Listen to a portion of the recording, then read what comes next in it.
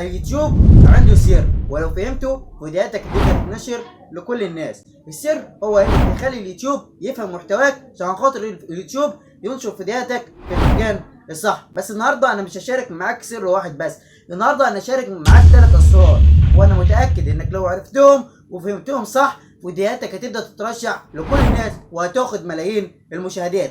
بس قبل ما اقول لك على السر يا ريت انك تدعمنا باللايك والاشتراك في القناه وتكتب لنا تعليق يشجعنا ان احنا نستمر. السر الاول اللي انا شاركه معاك في فيديو النهارده الا وهو العنوان والوصف والتاج. لازم تكون عارف ان العنوان والوصف والتاج اللي هي اعدادات الفيديو هي اللي بترشح فيديوهاتك سواء في الاقتراحات او سواء في البحث على اليوتيوب. لازم تعمل كلمه جاذبه وكلمه مفتاحيه عليها بحث قوي جدا. فاول سر انك تهتم بالبحث انك تكتب كلمه محفزه وكلمه عليها بحث قوي في العنوان وفي الوصف وكمان في الكلمات المفتاحيه. وده كله في فيديوهات كثيره جدا مشروحه على اليوتيوب انت ممكن تسمعها او تبحث عنها. وده كان اول سر.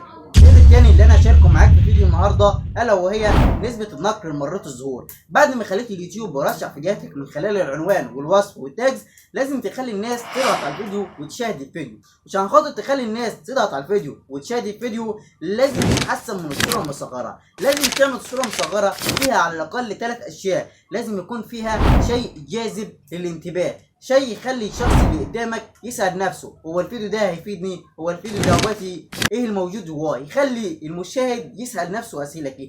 فتاني سر انك تهتم بالصوره المصغره اكتر من اي حاجه تاني.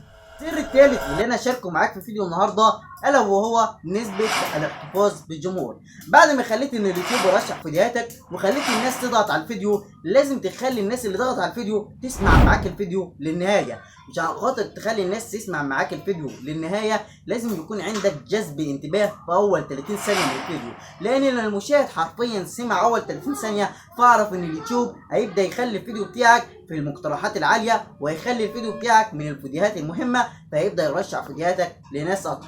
فانت لازم تهتم باول 30 ثانيه من الفيديو. ابدا الفيديو بحماس وقوه، ابدا الفيديو بمونتاج عالي، خلي اول 30 ثانيه في الفيديو فيها مونتاجك كله. يعني ممكن في اخر الفيديو ما تعملش مونتاج بس ممكن تخلي في نهايه الفيديو مثلا حاجه بجوده عاليه، وفي الاول برضو جوده عاليه بس الفيديو برضو لازم تخلي الفيديو فيه قوه وحماس عشان خاطر الناس تقدر تشاهد معاك الفيديو للنهايه. ودول كانوا ال3 اسرار. ولو وصلت لحدنا اشترك في القناه عشان خاطر تعرف اللي جاي اقوى مما تتخيل.